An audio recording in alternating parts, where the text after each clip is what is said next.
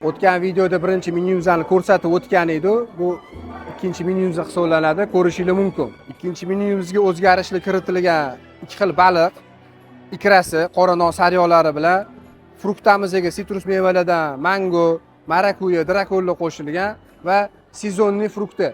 Endi bu har oyda o'zgarib turadi.